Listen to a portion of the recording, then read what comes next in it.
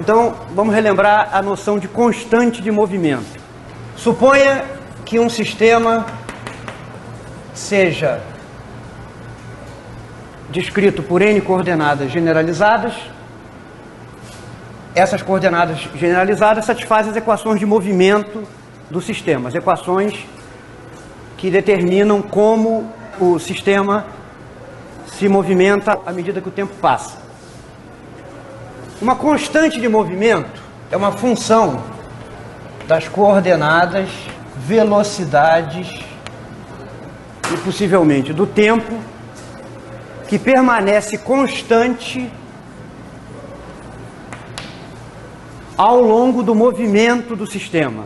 Ou seja, se nós substituirmos aqui nos argumentos dessa função f as funções Q1 de t, etc., que obedecem às equações de movimento,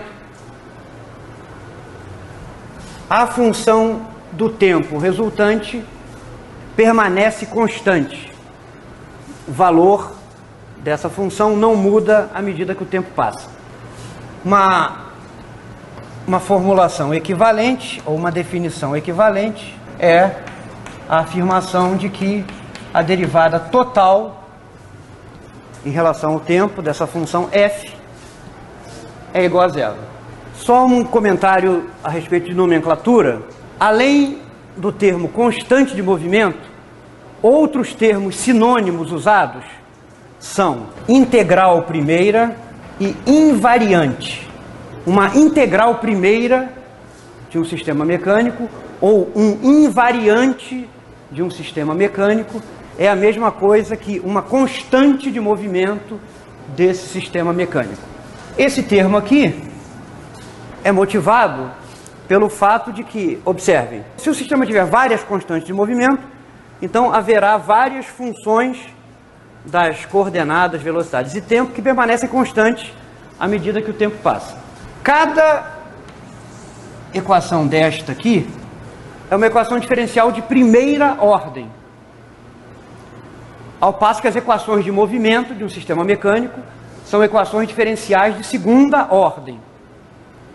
Então, uma equação como essa corresponde a uma primeira integração das equações de movimento, obtendo uma equação diferencial de primeira ordem. Então, por esta razão, as constantes de movimento também são chamadas de integrais primeiras do sistema mecânico. E esse nome invariante também é muito comum em artigos de física. Um caso bastante simples que permite identificar constantes de movimento é o caso em que a lagrangiana tem alguma coordenada cíclica. Então, relembrando, coordenada cíclica. Digamos que QK seja uma coordenada cíclica. O que significa isto? Significa que esta coordenada não aparece na lagrangiana e aparece apenas a sua velocidade. Então, L depende desta particular velocidade generalizada, mas não depende da coordenada QK. Quando isto acontece, nós vimos que o momento conjugado a esta coordenada cíclica é uma constante de movimento. Relembrando, o que é momento conjugado a cada coordenada QI é denotado por PI e é a derivada parcial da lagrangiana em relação à iésima velocidade generalizada. Então, por definição, derivada parcial de L em relação a Q.I é denotado por PI e é chamado de momento conjugado a QI. Tá bom?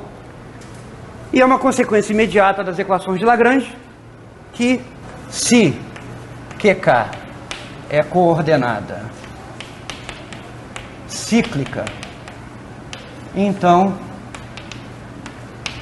o momento conjugado, a coordenada QK, PK, é constante de movimento.